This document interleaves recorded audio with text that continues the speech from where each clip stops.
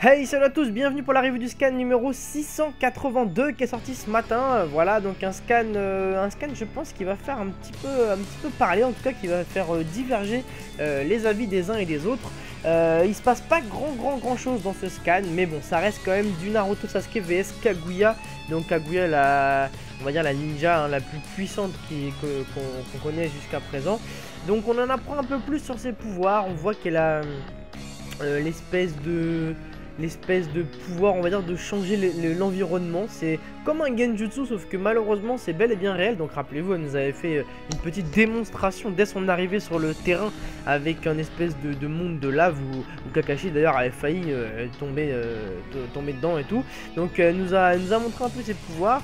Alors Naruto, grâce à son espèce de pouvoir de guérison ultime, a pas sauvé, on sait pas, on va dire sauver Obito. On voit qu'il a un peu repris conscience, comme il a fait exactement pour Guy et pour un autre ninja, ah oui, pour l'œil de Kakashi. Voilà, j'allais dire pour quelqu'un d'autre, je me rappelle plus, mais si, il a fait repousser l'œil de Kakashi, il a fait survivre Guy à sa 8ème porte, et là il nous sauve Obito.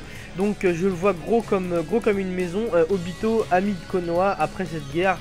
Obito, voilà, qui se balade dans Konoha tranquillou. C'est la famille, il est revenu à la base. Donc ça, je le vois gros comme une maison. On verra ça par la suite, quoi qu'il en soit. Donc il le sauve, comme je disais. Alors Naruto et Sasuke préparent une technique combinée. Alors on s'attend à un truc de fou furieux. On sait pas trop ce qu'il va faire. Sasuke commence avec un espèce de gros Amaterasu. Voilà, on se dit qu'est-ce que Naruto va nous donner comme technique. Et là, il nous fait son harem no jutsu. Alors là, franchement, incompréhensible, inattendu. Alors je pense que ça va faire donc des pour et des contre. Alors bien évidemment, laissez-moi dans la partie commentaire donc votre avis là-dessus. Je pense qu'il y en a qui vont dire que c'est n'importe quoi et que ça casse complètement le combat, enfin que ça casse complètement le sérieux du combat, on va dire.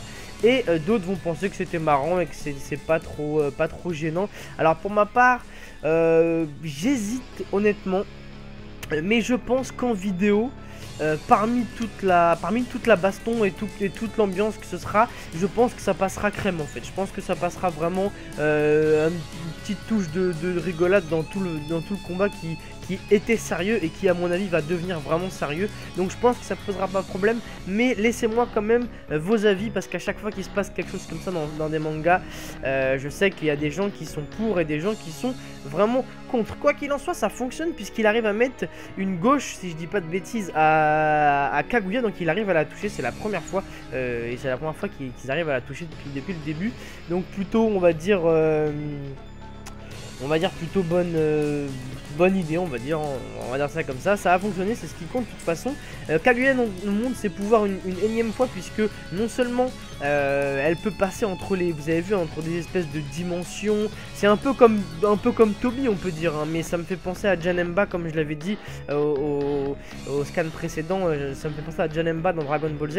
Il passe de petites portes noires à d'autres petites portes noires. C'est plutôt sympa, je trouve.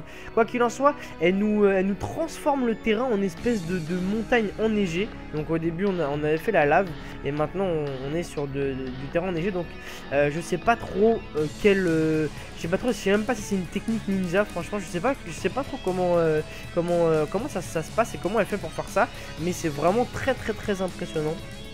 Donc bon, c'est pas pour rien que c'est la mère des shinobi, on va dire. Et son espèce de petit Zetsu noir lui propose une idée qui est plutôt intelligente, hein. C'est de séparer les deux pour mieux les avoir l'un après l'autre. Hop là, Sasuke se fait aspirer par un espèce donc de trou noir, hein, dont on parlait à l'instant, et il se retrouve en plein désert. Voilà, tout seul en plein désert, et c'est la fin du scan. Voilà, donc elle a réussi à les séparer en deux. Sasuke se trouve dans le désert, et donc Naruto se trouve dans l'espèce de montagne enneigée. Voilà, les deux sont séparés, et je ne sais pas comment elle va faire pour s'occuper des deux en même temps. Voilà. Alors, bon voilà, comme je vous ai dit, c'est pas passé grand chose. Je pense que le prochain scan sera un peu plus sérieux. Mais voilà, on en apprend un peu plus sur Kaguya, sur vraiment que, apparemment, voilà, elle peut vraiment changer les environnements comme elle veut. Elle se balade de dimension en dimension. Ça me fait du coup penser forcément à Toby. Elle a réussi à séparer nos deux héros de Konoha. Et Obito a été sauvé. Enfin, à mes yeux, je pense qu'il a été sauvé.